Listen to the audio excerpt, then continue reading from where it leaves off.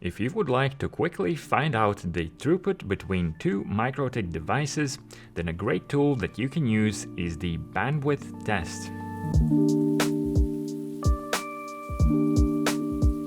When using this tool, one of the routers will need to act as a server and the other as a client.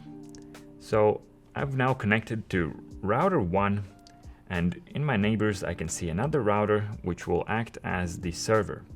So let's connect to the server and check the setup. If we go to the tools section, we see that there is a bandwidth server option. And if we print the details, we can see there's a few settings. First of all, it has to be enabled. Then we have authenticate set to yes. Now, if it's set yes, it means that the client will need to provide the username and password for that user on the server in order to be able to launch the test. In this case, it doesn't matter because both of my routers have the user admin with no password, hence I don't have to provide any credentials to launch the test. Next, we have allocate UDP ports from. Those are the ports that are simply going to be used for the test traffic. The control packets will still travel over TCP. However, if we run the test in TCP mode, it will still use the ports specified here, but that will be TCP traffic. And at the bottom we have max sessions. For most users, we don't have to worry about it. It's more like if it's a server and a lot of users are going to be trying to run tests against that one server. So I can close this window, and on router 1, the client, I can type tool bandwidth test, and followed by that I just need to type the IP address of the server.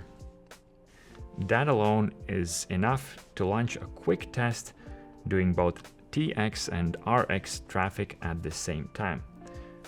But of course, there are several options available to tailor the test to your needs. So let's have a look at them.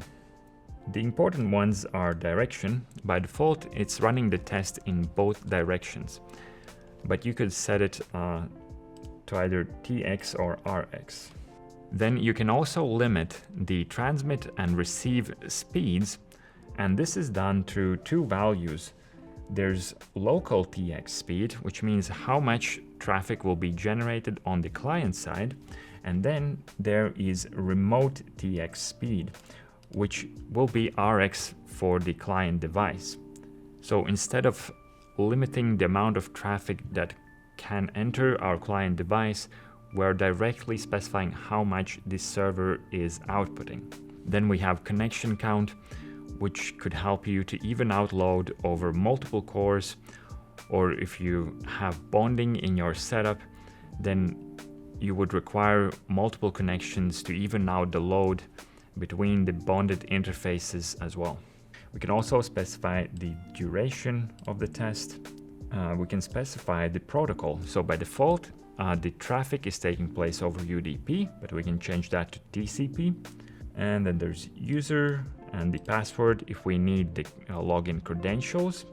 And another property worth mentioning is the random data one, which simply specifies if the packets will be filled with simple data or will it be unique random data. Okay, so let's run the test in one direction and let's specify the duration.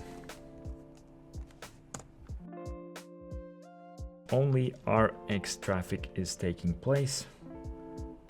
We can see it in the interface list, and we can see it in this little report showing up after we launch the command.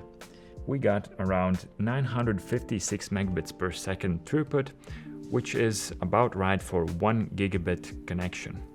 As you can see, using this tool is very straightforward. The only thing you should pay attention to is the CPU load of both of your devices.